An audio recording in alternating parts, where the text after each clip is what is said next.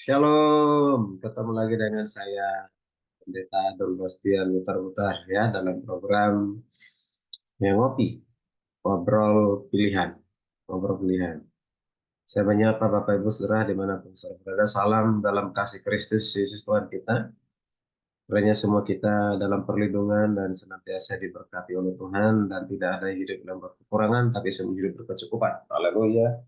Puji Tuhan, Yesus dahsyat, Yesus luar biasa. Kita kuat karena firman, kita kuat karena Tuhan. Tidak ada kekuatan dalam kehidupan ini selain daripada firman itu sendiri. Kembali kita akan belajar bersama-sama soal kebenaran firman Tuhan yang ini sangat penting sekali ya berkaitan dengan kehidupan rohani kita, yaitu dengan topik sekali selamat tetap selamat. Wow, sekali selamat tetap selamat. Oh, kok bisa? Tidak dong Pak Pendeta, enak saja sekali selamat tetap selamat. Ya, nanti tetap aja kita berbuat dosa ya. Kita berbuat dosa ya, kenapa? Karena tetap aja selamat gitu ya. Nah, bahaya itu ajaran itu Pak Pendeta. Ya, janganlah diajarkan yang seperti ini. Itu bahaya bagi umat Kristen, apalagi didengar oleh umat yang lain begitu ya. Ya, apakah benar demikian? Tentu saya tidak setuju kalau ya, orang yang punya pernyataan dan keyakinan sekali selamat tetap aja berbuat dosa tetap selamat. Oh, tidak demikian, tidak ada ajaran Alkitab demikian. Oke. Nah, kita nanti akan mengikuti beberapa sesi, beberapa apa namanya? Berseri ya, berseri karena tidak mungkin semuanya ini bicarakan dalam waktu singkat ya. Oke, baik ya. Ya, oke, jadi simpan dulu ya kebingungan ataupun mungkin pertanyaan yang mengatakan apa maksudnya sekali selamat tetap selamat nanti akan terjawab kalau sudah mengikuti, mudah-mudahan ya, kalau sudah mengikuti semuanya seri selesai. Oke, baik. Nah, hal yang penting untuk kita ketahui bahwa untuk urusan keselamatan itu ya, Anda tidak boleh memakai tiga istilah. Ya, tiga istilah itu tidak boleh. Yaitu yang pertama, yaitu jangan gunakan istilah yang, aduh, aku tidak tahu. Misalnya kamu nanti, oh, kamu sudah pasti belum selamat atau kamu nanti kalau sudah meninggalkan dunia ini masuk surga atau tidak? Aduh, aku tidak tahu. Ya, itu urusannya Tuhan lah. Itu bukan urusan saya. Begitu. Jadi tidak tahu. Nah, jawabannya tidak tahu ya. Nah, atau dikatakan semoga atau mudah-mudahan lah, mudah-mudahan selamat ya. Tergantung kepada perbuatan baik saya, amal saya, agama saya, keyakinan saya, atau persembahan saya, ibadah saya dan yang lain sebagainya. Semoga, mudah-mudahan. Berarti ini tidak pasti ya, tidak pasti ya. Oke, nah berikutnya mungkin dikatakan aduh insya Allah lah, ya insya Allah selamat ya diridhoi oleh Tuhan ya diizinkan oleh Tuhan. Nah ini juga berarti masih ragu-ragu. Jadi belum ada kepastian ya, belum ada kepastian. Nah jadi tidak boleh menggunakan tiga istilah ini. Jadi kita harus mengatakan apa? Jadi urusan keselamatan itu ya sekali lagi urusan keselamatan itu harus ya harus yakin ya harus yakin dengan istilah ya dan amin. Ya dan amin. Tidak boleh sedikit ragu mau 1% pun tidak boleh ragu. Jadi harus yakin 100% harus yakin. Ya dan amin. Nah, kok bisa? Ya, ini dia. Ya, inilah yang harus kita pelajari bersama-sama ya. Dan sekali lagi, urusan keselamatan itu harus yakin. Ya, tidak boleh istilah dari dikatakan tidak tahu, ya mudah-mudahan atau insya Allah tidak. Ya, harus ya dan amin. Siapapun kita ya. Oke. Nah, mengapa? Karena kita perhatikan di sini. Karena adanya hanya satu kesempatan. Jadi sekali lagi, karena bagi Anda hanya punya satu kesempatan. Hanya satu kesempatan. Ada firman Tuhan berkata demikian di Ibrani 9 ayat 27. Ibrani 9 ayat 27 berkata demikian. Dan sama seperti manusia ditetapkan untuk mati hanya satu kali saja dan sesudah itu akan dihakimi. Jadi setiap manusia di dunia ini akan menghadapi namanya penghakiman atau pengadilan Tuhan. Ya, nah artinya hidup ini akan berakhir ya. Kita kan dunia ini bukan menjadi tujuan, sekalipun kita sekarang lagi hidup di dunia.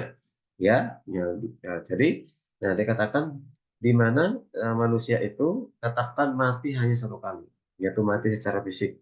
Nah setelah itu apakah urusan kita selesai? Oh tidak. Berarti kita sudah memasuki dunia baru, kehidupan yang baru, kehidupan roh, ya kehidupan roh, ya. Jadi pastikan kalau kita sudah mati, ya mati sebelum kita mati dan sebelum kita menghadapi kematian kita sudah tahu itu suatu kepastian keselamatan. Jangan sampai diperubah. Jadi manusia itu ada mati satu kali, ya, hidup dua kali, ya. Artinya apa? Ya, dia hidup dua kali, ya hidup di dunia ini satu kali, setelah itu dia mati secara fisik, lalu yang kedua dia masuk dalam kehidupan yang kedua yaitu kehidupan yang kekal, ya kan? Nah, tapi ada juga mati dua kali, hidup satu kali.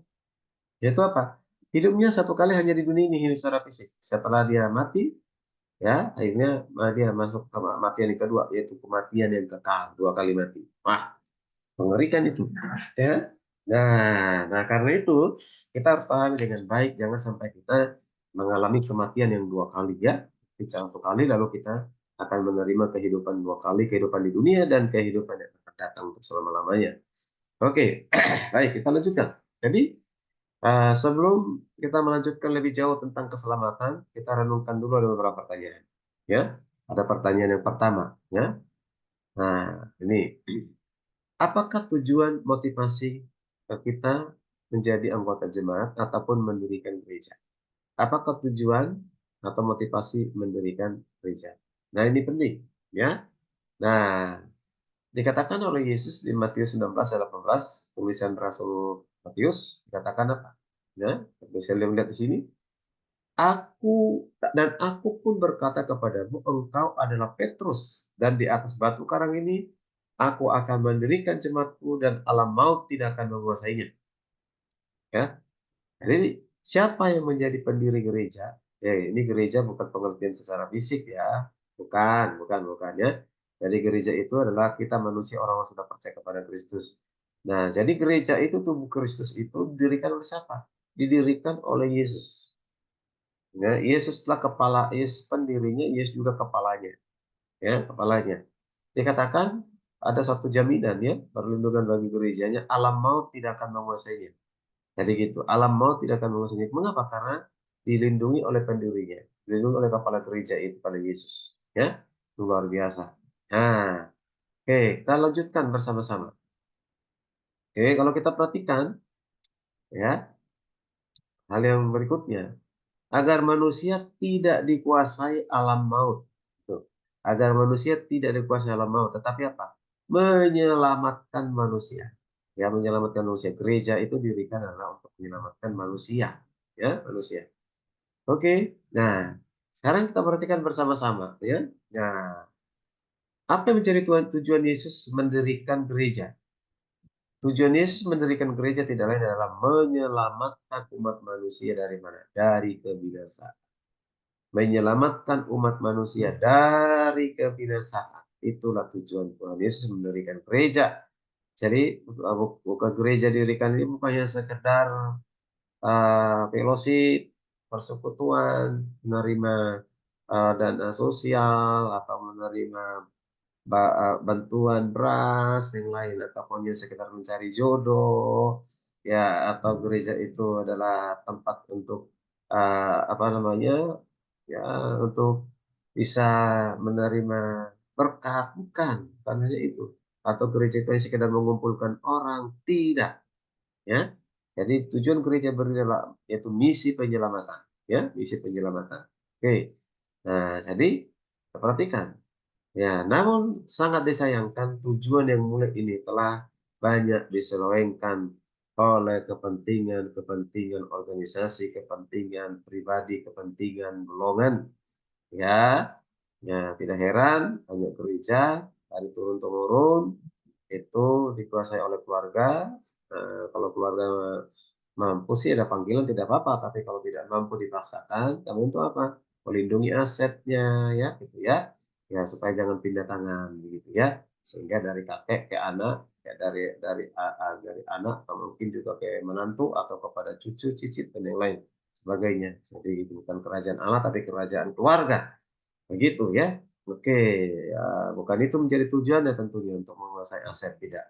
Oke, jadi nah kita perhatikan karena adanya kepentingan pribadi, akibatnya di dunia telah muncul berbagai banyak ataupun begitu banyak ajaran sesat, ya doktrin yang berbeda-beda, Akhirnya juga ada yang mengatakan gereja itu jadi bisnis ya, menguntungkan atau tidak begitu ya. Cari hepeng, cari duit gitu ya. Nah, oke. Nah, itu. Jadi sekali lagi gereja harusnya hadir untuk misi penyelamatan. Yang misi keselamatan karena dunia ini membutuhkan keselamatan, membutuhkan Yesus. Itu tugas siapa? Tugas kita lewat gereja. Ya, kita orang sudah percaya dari umat Tuhan. Oke, baik. Kita lanjutkan berbagai pandangan tentang keselamatan. Ya, berbagai pandangan tentang keselamatan. Ya, kita katakan bahwa keselamatan tidak bisa hilang, kan? Ada yang mengatakan keselamatan itu tidak bisa hilang. Nah, apakah benar demikian? Oke, mari kita lihat. Bisakah orang Kristen kehilangan keselamatan? Ya, jadi orang sudah percaya kepada Kristus, terima sebagai juru selamat, bisa nggak keselamatan yang dimiliki itu hilang? Nah, kalau ajaran Reform atau Calvinisme dan juga ajaran Arianisme ini bertentangan dalam menjawab pertanyaan ini. Ya, ajaran Reform atau Calvinis mengatakan bahwa keselamatan tidak bisa hilang. Itu Reform, ya, keselamatan tidak bisa hilang. Sedangkan Armenian atau Armenisme mengatakan bahwa orang Kristen itu bisa murtad, murtad alias kehilangan keselamatan atau keselamatannya bisa hilang. Waduh, nah, ini sama-sama teolog. Mana yang benar dong? Nah, itu dia kan, mana yang benar gitu ya. Nah, oke, kita lihat bersama-sama. Juga ajaran Armini bertentangan dengan sola fide atau sola gratia. Yaitu penyangkalan terhadap apa? Doktrin ketekunan orang kudus ini menyebabkan keselamatan akhir tergantung kepada usaha dan kehendak manusia. Oke, jadi ini. Jadi kalau kita lihat di sini, keselamatan manusia itu tergantung kepada usaha dan kehendak manusia. Jadi, kalau saya mau diselamatkan itu tergantung kepada usaha saya, ya. Menjaga keselamatan itu, melihara keselamatan itu usaha dari saya. Ya, dengan cara misalnya saya hidup kudus, hidup suci, meninggalkan dosa, ya beribadah, berdoa, baca firman dan yang lain sebagainya. Saya lakukan semua itu supaya jangan sampai keselamatan saya hilang. Saya harus jaga, ya. Apakah benar demikian? Nanti ya akan terjawab, ya. Kemudian kita perhatikan juga menurut orang reform ya, yaitu Herman, ya, yaitu Herman Hoeksema, dia katakan apa? Karena itu menurut mereka adalah sangat jelas bahwa ketekunan dan keselamatan akhir tergantung kepada manusia. Jadi keselamatan manusia itu tergantung daripada manusia itu sendiri. Wow, ini ada di bukunya ya. Yang ditulis di halaman 551 sampai 552. Oke. Nah, kemudian Lorraine ya, Butner, ya katakan apa? Ya, Armenisme menyangkal doktrin ketekunan ini, ketekunan tadi. Ya, karena Armenian merupakan suatu sistem bukan hanya dari kasih karunia murni, tetapi juga dari kasih karunia dan perbuatan baik. Dan dalam sistem seperti ini, seorang harus membuktikan bahwa dirinya sedikit layak sebagian, mempunyai kelayakan sebagian. Ya, oke. Nah, oke. Kalau memang keselamatan akhir tergantung kepada manusia itu sendiri, ya, ini nih, maka itu menyebabkan orang Kristen berada dalam posisi yang sangat genting berbahaya. Yalah, ya kan? Kalau keselamatan itu bergantung kepada kita. Ya, siapa yang bisa mampu untuk melakukan kebaikan dengan sempurna dengan sempurna? Tidak ada. Siapa di dunia ini yang berani berkata tidak berdosa? Tidak ada. Ya, siapapun itu, mau pastor kah, apa siapa orang Kristen yang taat, tidak ada yang berani. Coba di antara Bapak Ibu, siapa yang berani berkata, ya saya tidak berdosa, tidak pernah melakukan kesalahan? Tidak ada. Berarti kalian masuk neraka dong, ya kan? Begitu. Ya, karena apa? Gagal memeliharanya, menjaganya. Nah, kalau misalnya ya hari ini kau berdosa, hari ini kau jangan langsung masuk mati, langsung masuk neraka. Waduh, luar biasa. Ya kan gitu ya. Nah itu. Nah, karena itu hati-hati ya untuk bisa memahami dengan baik pengajaran ini ya. Nah, mari lanjutkan oleh Lorraine Butler mengutip kata-kata dari Luther. Dikatakan apa? Kita sendiri adalah begitu lemah sehingga seandainya persoalannya diletakkan dalam tangan kita, sangat sedikit atau sama sekali tidak ada yang akan diselamatkan. Tetapi setan akan mengalahkan kita semua. Wow, betul sekali. Ya, manusia itu orang berdosa, manusia itu orang lemah, ya, banyak persoalan yang kita kadang kita tidak siap untuk menerimanya, menanggungnya. Nah, kalau itu yang mendasari kita untuk kita selamat ya. Ya sangat sedikit, bahkan mungkin tidak ada yang selamat. Ya, tidak ada yang selamat. Surga kosong, neraka penuh. Mengapa? Karena tergantung kepada usaha kita, perbuatan baik kita. Jadi tidak mungkin karena perbuatan baik kita, ya. Ya, ya. Jadi ya luar biasa. Oke. Nah, oke. Nah, kita perhatikan apa yang dikatakan dalam Matius 24 dan 22. Matius 24 dan 22 berkata demikian. Dan sekiranya waktunya tidak dipersingkat, maka dari segala yang hidup tidak akan ada yang selamat, akan tetapi oleh karena orang-orang pilihan waktu itu akan dipersingkat. Wow. Jadi jelas sekali dikatakan orang-orang pilihan. Jadi siapa yang memilih? Tuhan yang memilih. Ketika Tuhan memilih, Tuhan tidak pernah salah memilih. Ketika Tuhan memilih, Tuhan tidak pernah membiarkan pilihannya atau gagal memilih. Oh, salah memilih, tidak. Ketika Tuhan milih sudah tahu bahwa kita ya yang dipilihnya pasti hidup beriman terus-menerus kepada Tuhan dan hidup berjuang ya melawan dosa, melawan kejahatan, hidup dalam kekudusan. Ya, mengapa? Karena kita ini pilihan yang sudah memperoleh keselamatan. Tidak main-main lagi dengan dosa. Ya, ya lanjutkan dari Lorraine ini mengatakan apa? Seandainya Armenianisme benar, orang-orang Kristen tetap ada dalam posisi yang sangat berbahaya. Betul. Dengan nasib tujuan kekal karena digantungkan kepada kemungkinan di mana kehendak mereka yang lemah dan bersifat makhluk ciptaan akan terus memilih yang benar. Ya, nah itu bahaya sekali kalau tergantung kepada kita. Kita memperoleh tujuan yang kekal atau hidup kekal tidak. Ya, nah, jadi kita ini orang lemah. Jadi Tuhan berikan kekuatan kepada kita. Dan juga lagi, keyakinannya secara umum didasarkan pada keyakinan terhadap diri sendiri. Nah ini bahaya, tidak bisa. Keyakinan kita bangun atas diri kita sendiri. Harus dibangun atas dasar kebenaran dari Tuhan. Ya, orang-orang lain telah gagal, tetapi yakin bahwa ia tidak akan gagal. Siapa menjamin kita nggak gagal? Gagal dan tidak gagal itu tidak ada yang jamin. Nah, tapi kalau ini diterapkan terhadap dunia rohani, ini betul-betul merupakan bisa menjadi tipuan dan juga khayalan. Oh, ya betul-betul menyedihkan bahwa ada orang mengenal kecenderungannya sendiri ke dalam dosa. Ya, nah, mendasarkan keyakinan keselamatan pada dasar seperti itu. Dan biasanya berdosa tadi, katakan semua kita berdosa. Jadi karena berdosa kita yang mendasar menjadi keyakinan kita. Sekali lagi saya kata siapa tadi yang tidak pada mengatakan tidak berdosa? Angkat tangan. Tidak ada, ya kan? Nah, jadi sistem meletakkannya persoalan ketepunannya bukan dalam tangan Allah yang Maha Kuasa dan tidak pernah berubah, tapi dalam tangan orang berdosa lemah sama sekali. Jadi bukan dalam tangan manusia, manusia diselamatkan, tetapi dalam tangannya Tuhan, pilihannya Tuhan. Oke, nah ini sangat jelas sekali. Ini untuk sesi yang pertama, Ibu, kita belum selesai terjawab keselamatan itu orang selamat sekali selamat tetap selamat belum? Ya tahan dulu. Apakah keselamatan itu bisa hilang? Oke, nanti seterusnya.